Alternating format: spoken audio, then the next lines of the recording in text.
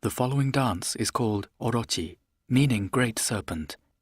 It is based on the final act of a long puppet play, originally written by Japan's most famous playwright, Chikamatsu Monzaemon.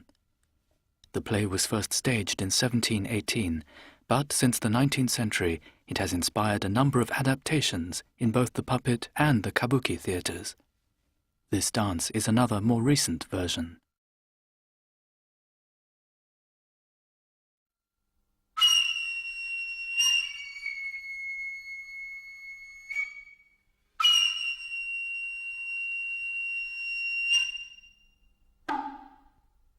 The shoulder drum and flute are instruments also used in the medieval Noh theatre. Here they are borrowed to create a solemn mood. The chanter and shamisen player belong to the Gidayu school, the same as that heard in the puppet theatre, but the narrator's first line will be given in a style called utai gakari, also mimicking Noh. The vocal delivery, based on Buddhist chanting, is an abstraction of ancient styles that helps remove our scene from the everyday world, for the tale that is about to unfold is based on ancient myth.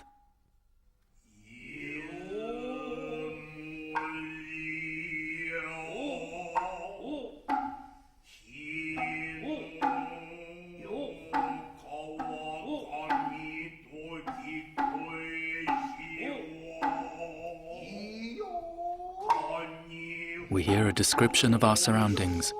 We are deep among the mountains. Here by the upper reaches of Hikawa River, along the ancient paths of Izumo province, the valleys plunge to great depths, while mountain peaks tower above. It is a landscape of mighty rocks and sheer cliffs.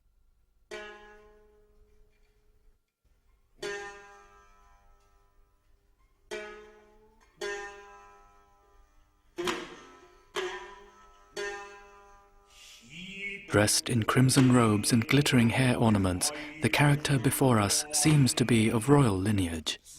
She points up to a nearby precipice, so steep that men cannot climb it.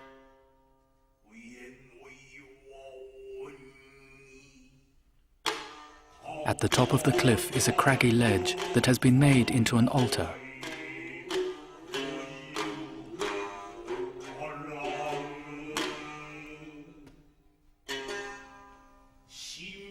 And above the altar, we're told, is hung sacred twisted rope.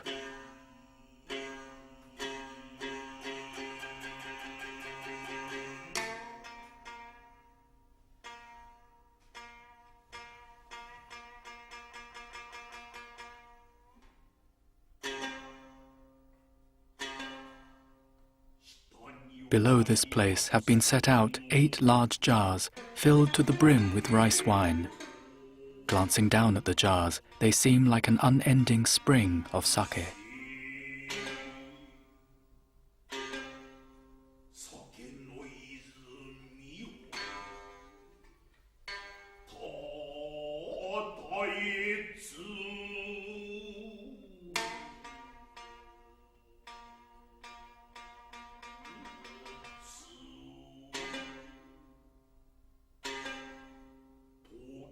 The time grows late, well past the hour of the boar.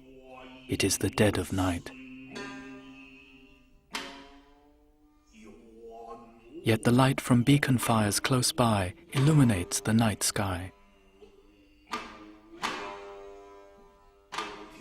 The clouds above seem so bright one could mistake the time for noon.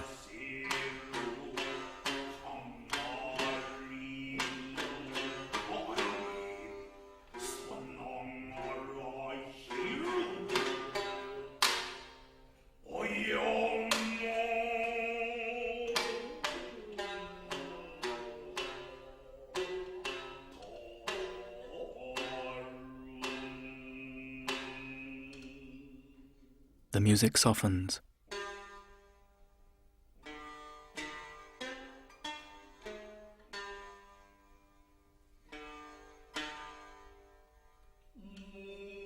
Movements become gentler and more feminine as the character lifts a sleeve to shield her face. The chanter laments how heartless a fate it is for Princess Inada. Set far back in the mists of time, our story is based on Book 1 of the Kojiki, Record of Ancient Things, completed in 712 AD and relating the origins of the Japanese nation. This particular myth tells of an 8-headed serpent that terrorized the land, demanding the regular sacrifice of a beautiful young girl. The victim here is Princess Inada, who until this very morning was still under the care of her nursemaid. Cradling the child, the nurse would distract it with her fan.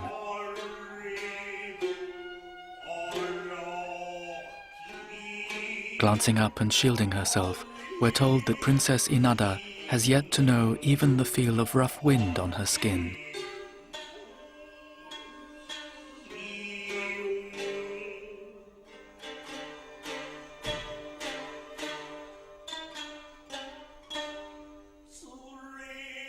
Yet now, how cruelly she is to be abandoned, alone in this place.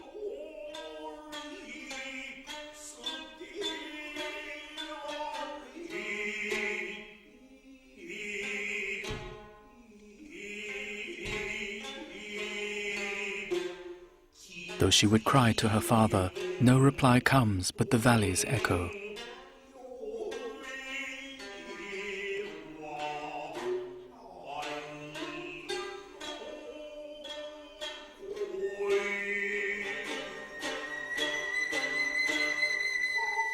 Crying to her mother, she hears nothing in response save the wind in the pines.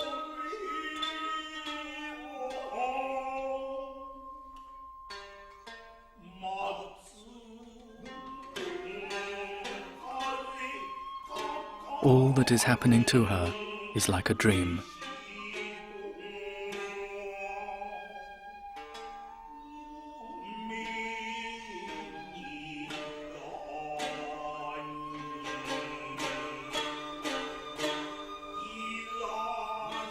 She would wring her long, wide sleeves of figured silk.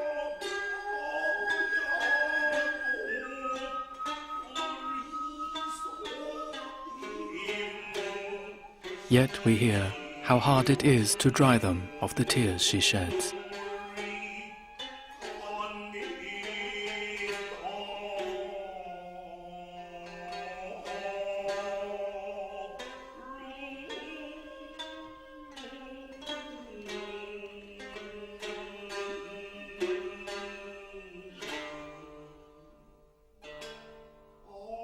The narrator tells of her pitiable state.